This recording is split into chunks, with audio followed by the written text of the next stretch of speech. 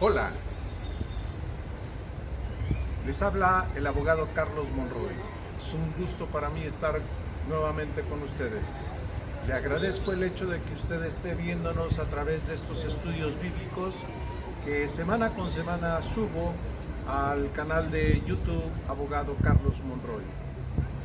Quiero invitarles, si usted durante este tiempo no lo ha hecho, a que se suscriba al canal, de tal forma que si usted quiere estar recibiendo no tan solamente el presente estudio, sino todos aquellos estudios que suba al canal, entonces que usted pueda suscribirse y de esta manera le puedan llegar todos aquellos estudios, que tanto los que he subido como aquellos que he de subir. Será una bendición para usted y para toda su familia. Yo le invito para que usted, aquí en la parte de abajo donde dice suscribirse, independientemente de lo que aparece aquí a un lado de mis hombros, hay una palabra que es semejante a la que está aquí a mi lado, que es suscribirse. Presione la palabra que está aquí abajo, suscribirse, y apriete también la campanita. De esta manera usted estará suscribiéndose al canal y cada vez que llegue un nuevo estudio le avisará para que usted pueda recibir estos estudios. Si usted lo ve por su teléfono, por su computadora, su laptop, lo que usted utilice, la notificación llegará a su aparato y todas las notificaciones le avisarán pues que hay un nuevo estudio bíblico. No tiene ningún costo, es gratuito, por lo tanto yo le invito a que lo haga. También quiero decirle que si usted le ha gustado este video, apriete el botón también que está aquí abajo, con una manita que está así, con el pulgar hacia arriba. Esto, cuando usted lo presiona, usted está manifestando o señal de que le ha gustado el video. Esto permitirá que el video que usted está viendo se reproduzcan con mayor cantidad de veces, porque obviamente entre más se dé like o manita arriba, se reproducirán por parte del algoritmo de YouTube. Yo le invito para que usted se suscriba y le agradezco de antemano que lo haga. Suscríbase y dele manita arriba. Por último, antes de empezar el estudio, me gustaría también, si usted quiere apoyarnos con alguna ofrenda, con algún donativo para seguir adelante con esta labor de estudios bíblicos, yo le invito para que usted lo haga.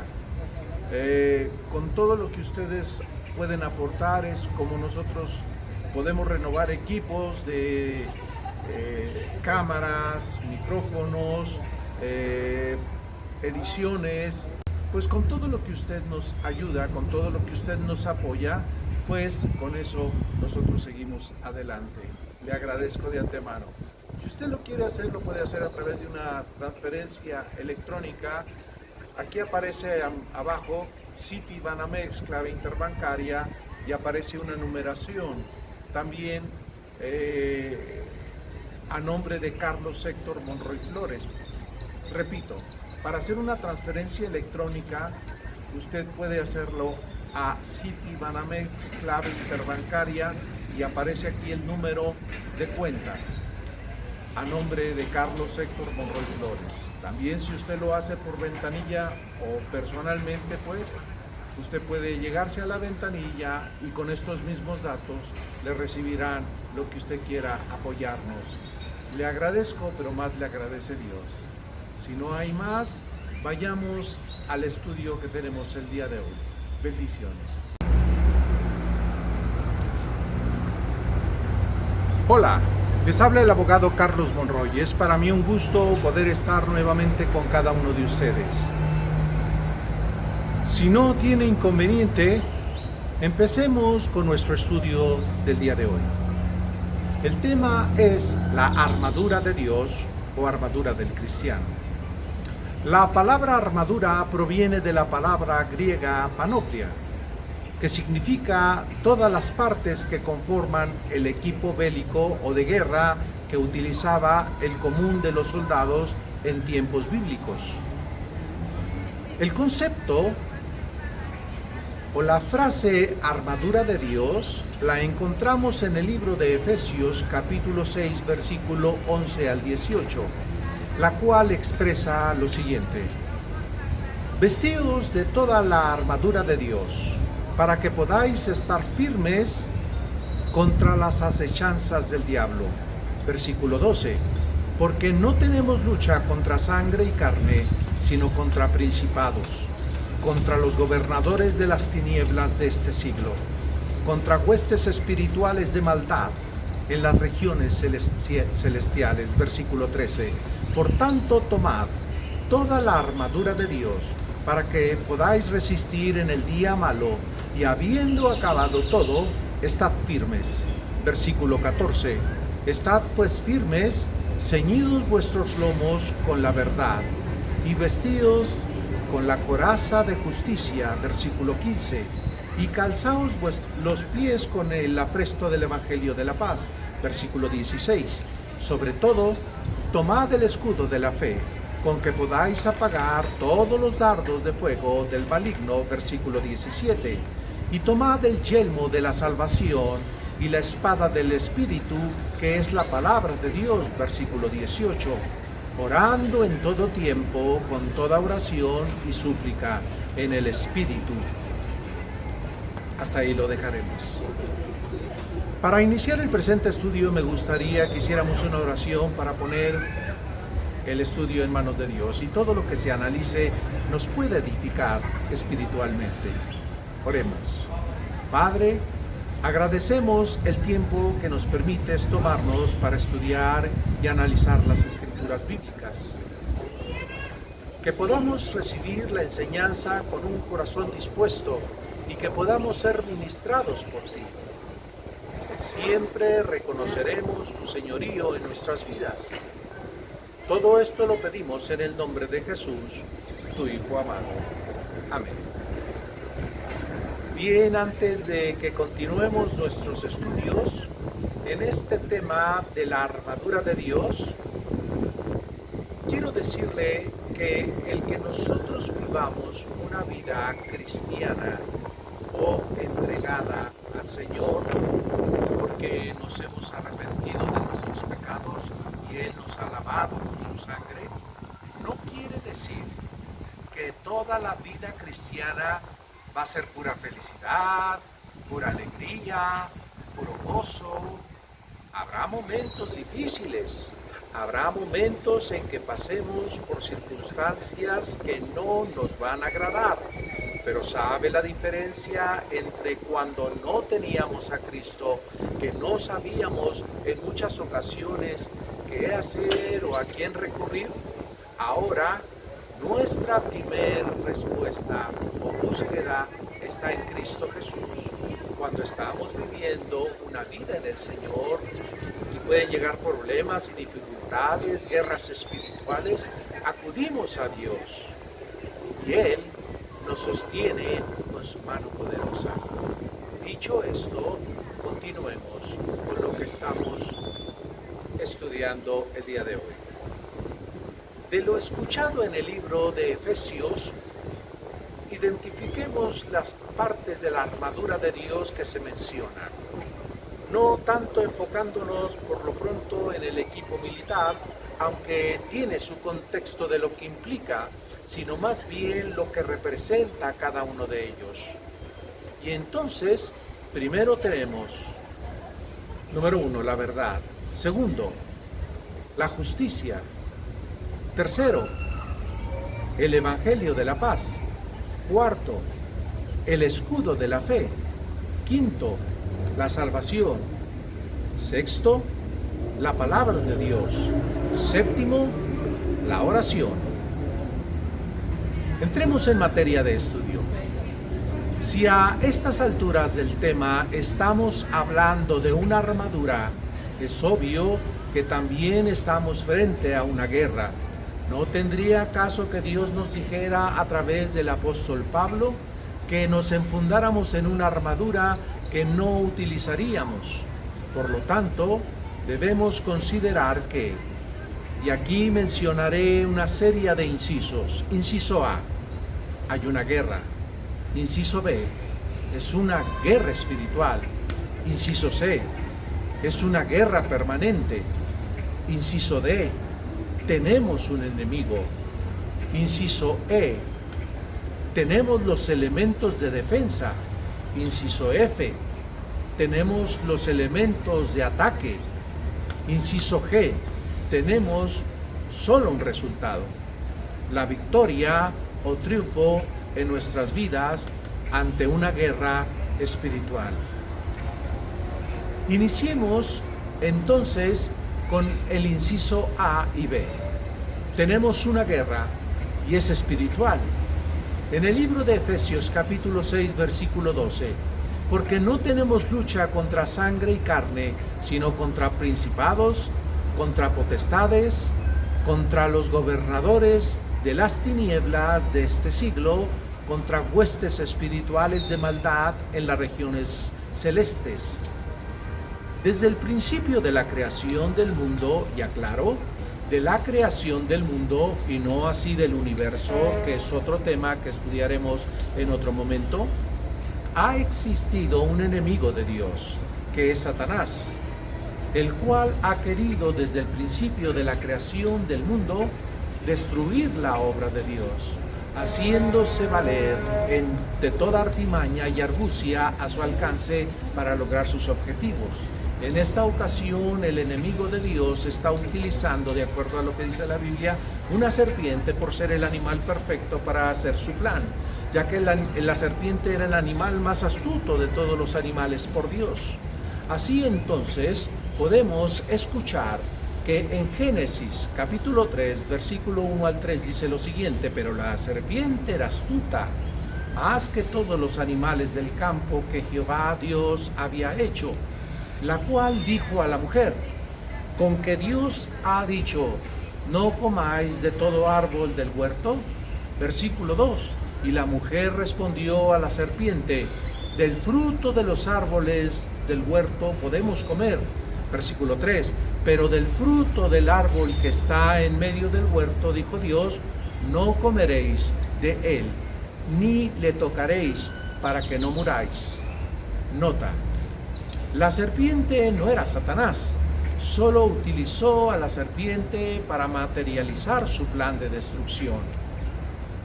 De siempre hemos sabido que todo aquel que va a una guerra, para lograr el fin de vencer a sus enemigos, ocupa de aplicar una estrategia de ataque.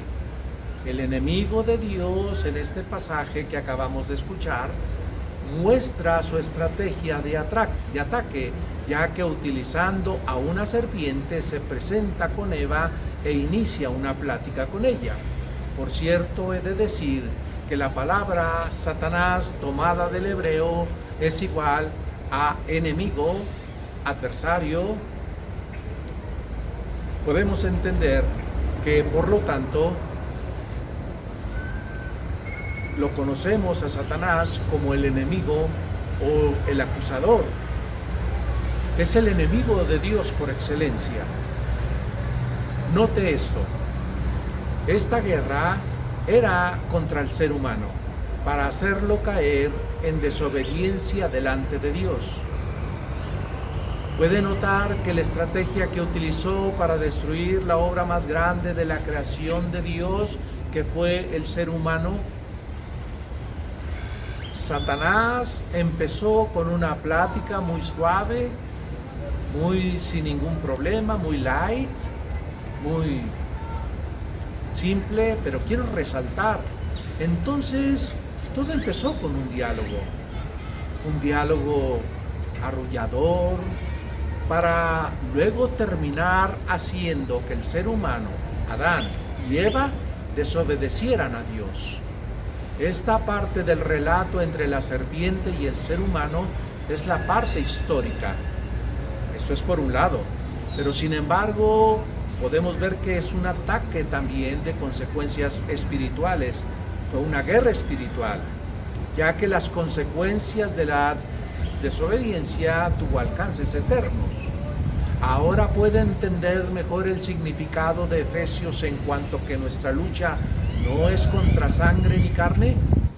no es una lucha física, no es una lucha material, no es una lucha cuerpo a cuerpo. El conflicto entre la serpiente y el ser humano no era una lucha material, sino una guerra espiritual, materializada por acciones del enemigo de Dios con hacer caer al hombre con acciones materiales. Y esto es una forma recurrente del enemigo de Dios. Aparentemente son ataques que hacen ver que no hay consecuencias, que no pasa nada. Quisiera poner un ejemplo.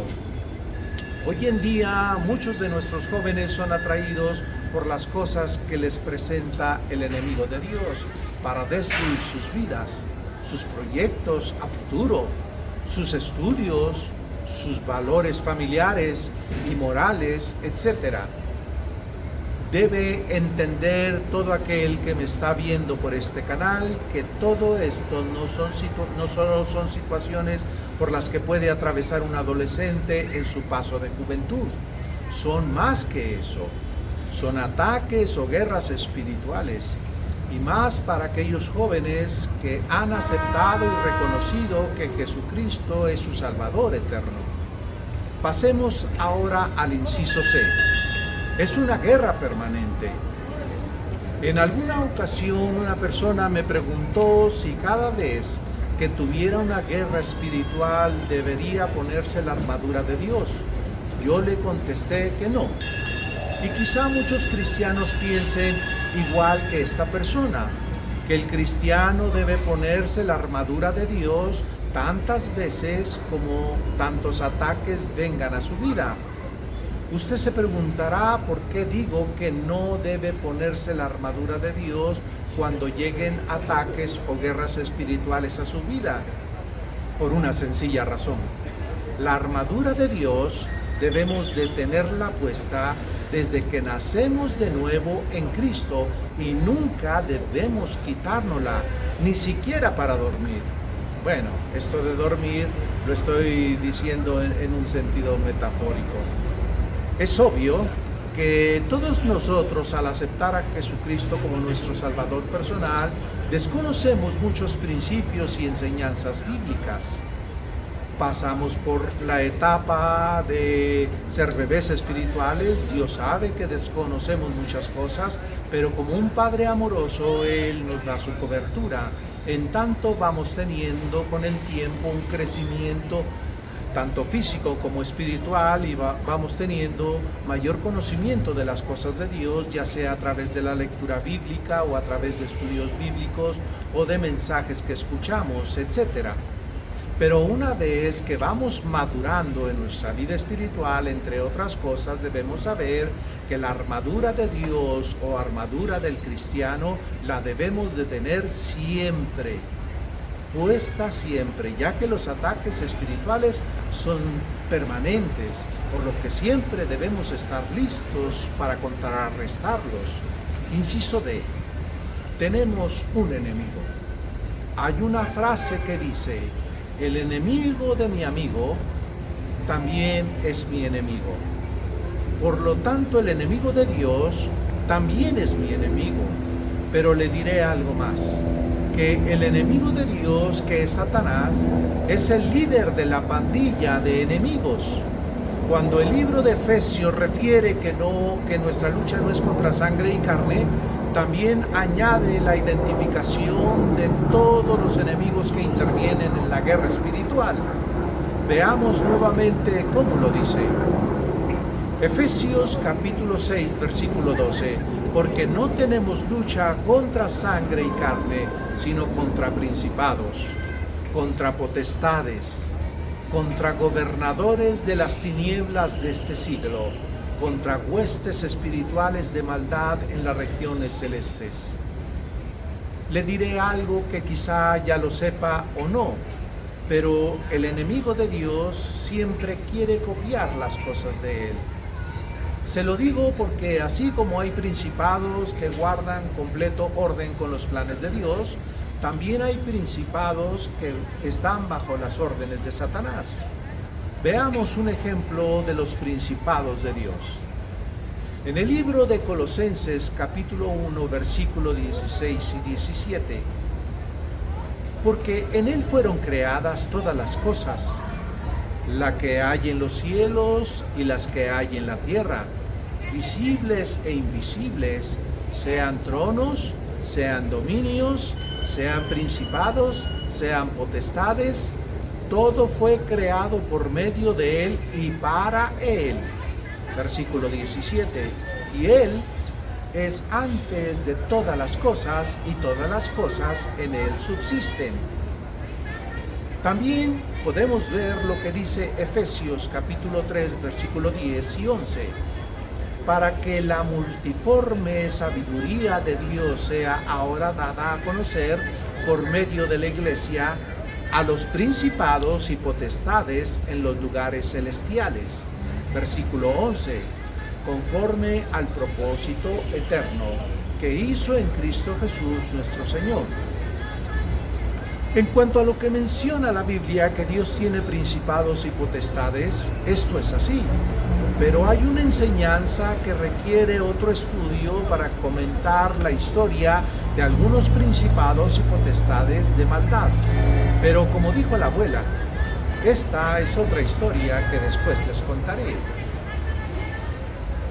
Lo que sí le diré por lo pronto es que hay principados y potestades de maldad que nos hacen guerra espiritual para quitarnos lo más preciado que Dios nos da o nos ha dado, y esto es el regalo de la salvación. El apóstol Pablo nos menciona cuando está haciendo una exposición de quienes pudieran intervenir para apartarlo del amor de Dios a él y a todo cristiano. Así entonces lo leemos en Romanos capítulo 8, versículo 37 al 39. Antes en todas estas cosas somos más que vencedores por medio de aquel que nos amó. Versículo 38. Por lo cual estoy seguro que ni la muerte ni la vida, ni ángeles ni principados, ni potestades, ni lo presente, ni lo porvenir, versículo 39, ni lo alto, ni lo profundo, ni ninguna otra cosa creada nos podrá separar del amor de Dios que es en Cristo Jesús, Señor nuestro.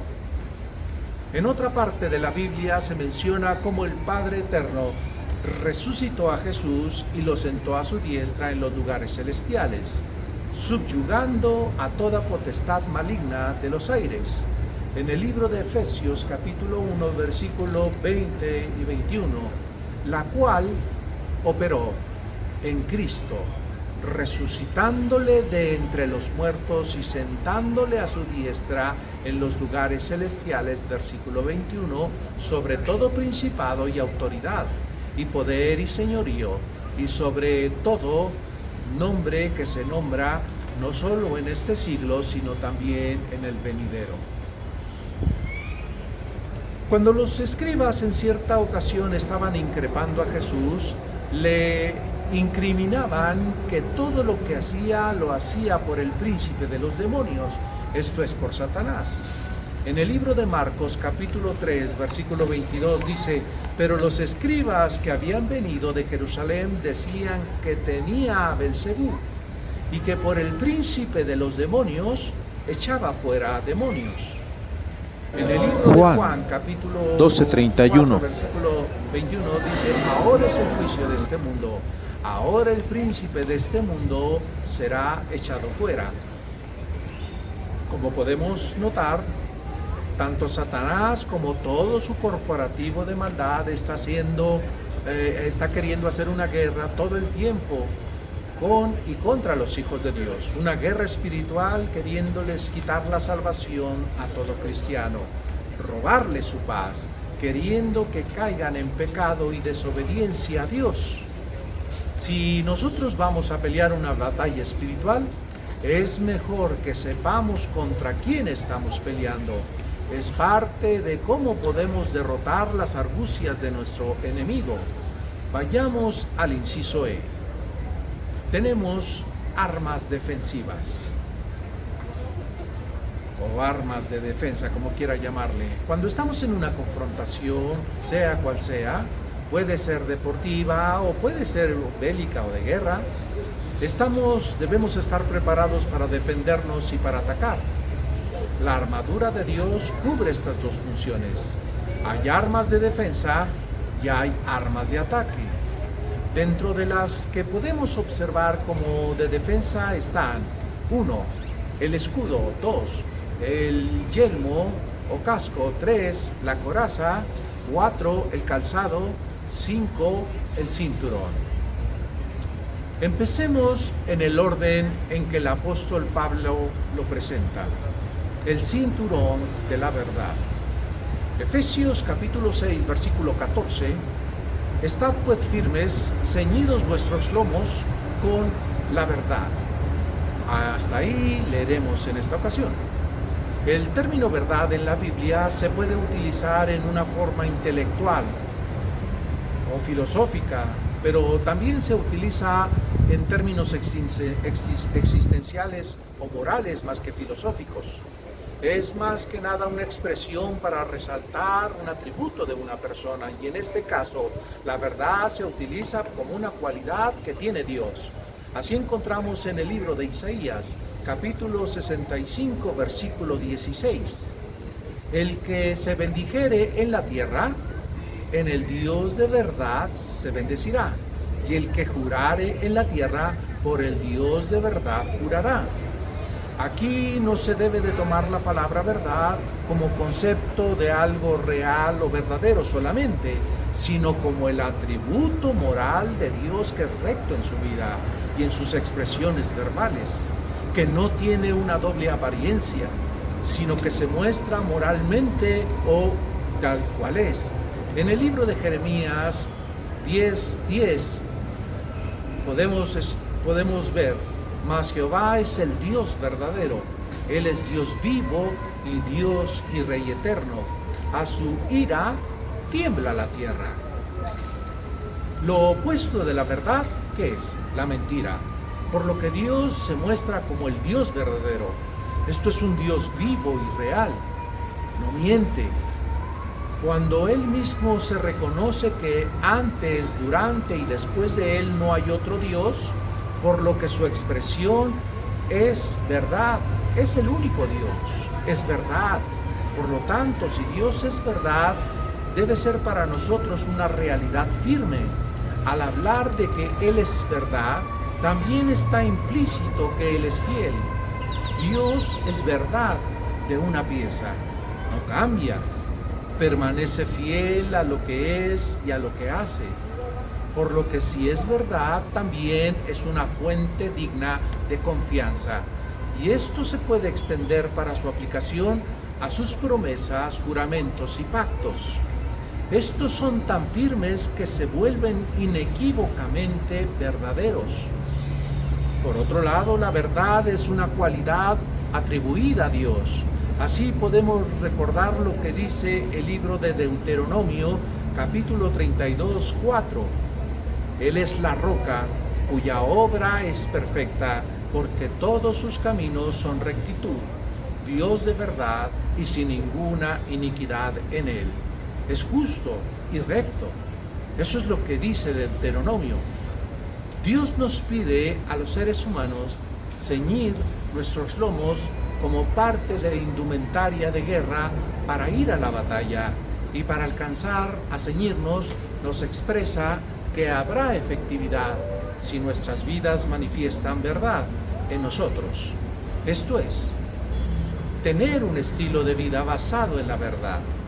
Y aquí es donde Dios nos está llevando a lo que conocemos como los valores de vida en nosotros. Una persona que es de una pieza, se dice que es moralmente verdadero, no dice una cosa y hace otra. Cuando se actúa con la verdad ante la vida y ante los demás, no habrá persona que pueda decir lo contrario. Pero quisiera hacer una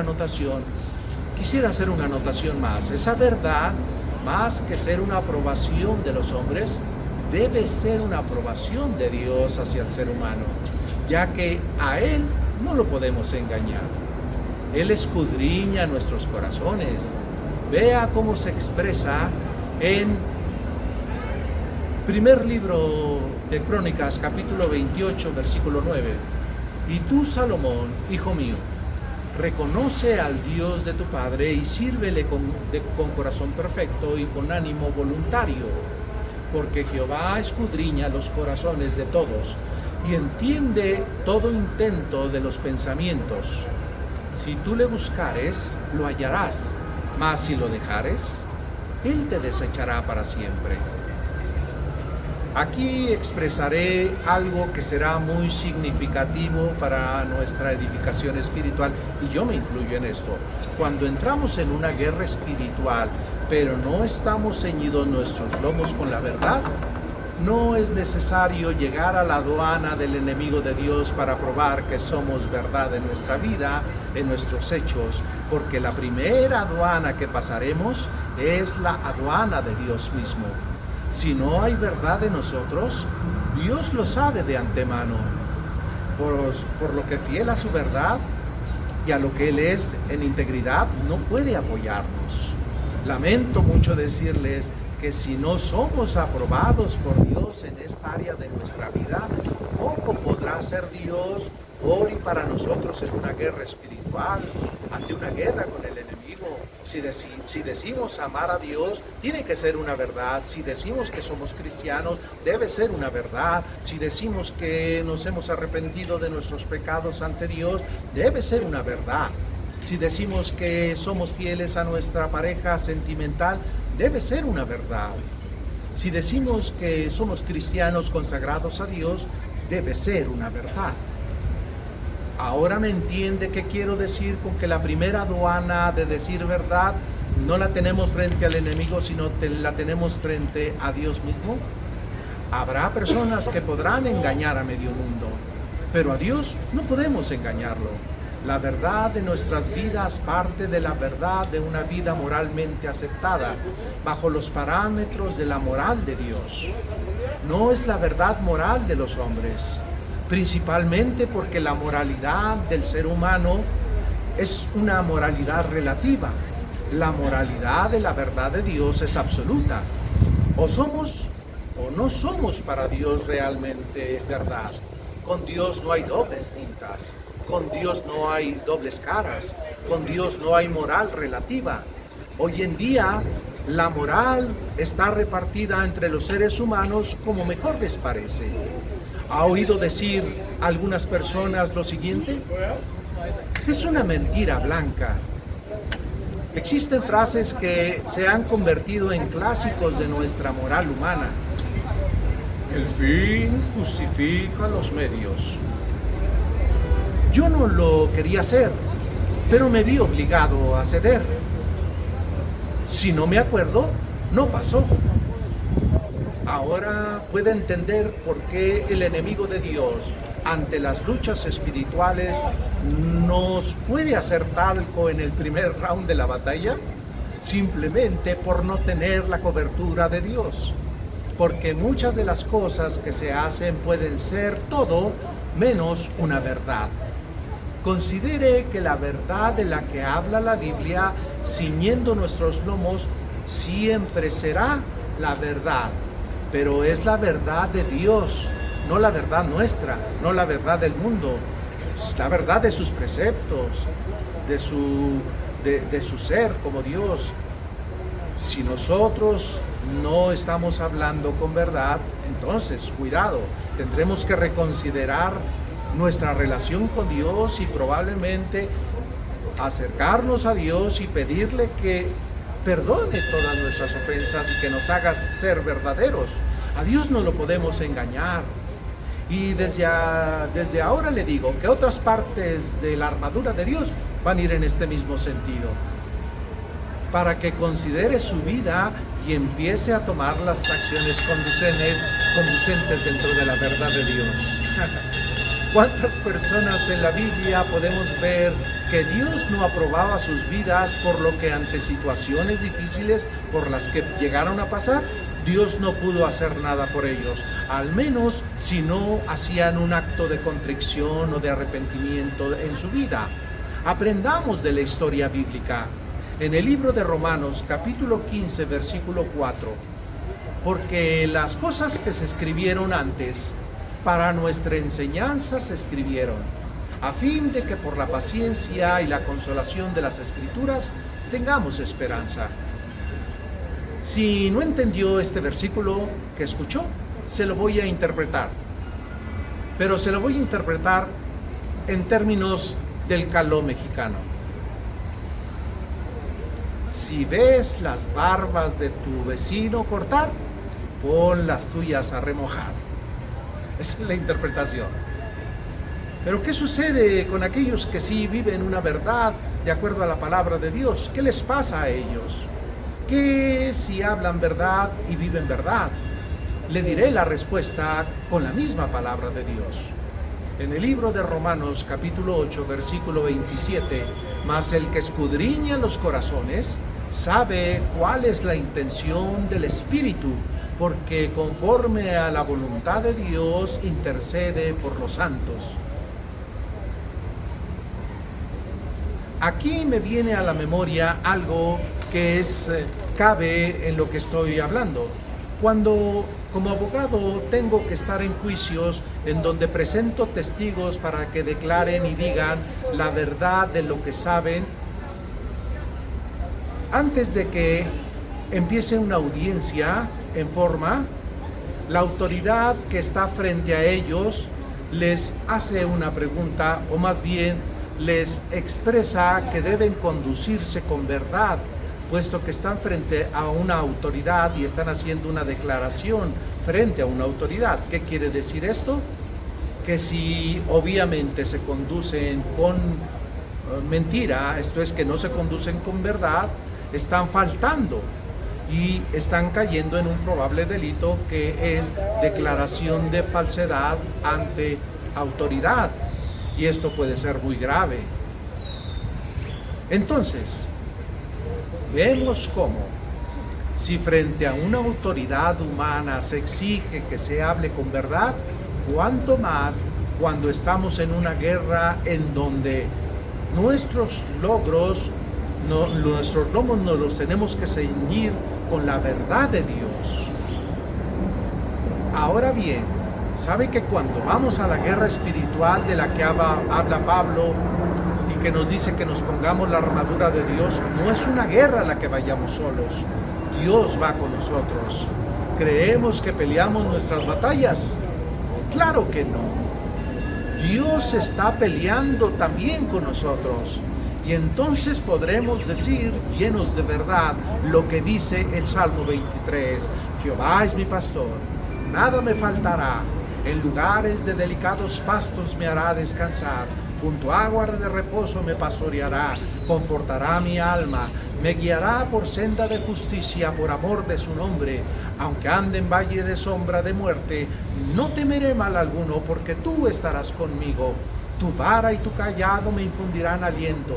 Aderezas mesa delante de mí, en presencia de mis angustiadores. Unges mi cabeza con aceite. Mi copa está rebosando. Ciertamente el bien y la misericordia me seguirán todos los días de mi vida, y en la casa de Jehová moraré por largos días, conduciéndose con verdad. Bien, hasta aquí vamos a dejar el estudio del que estamos hablando, de la armadura de Dios o del cristiano. Hay cosas muy interesantes que estaremos hablando la próxima semana, por lo cual yo le invito para que continuemos. Bendiciones.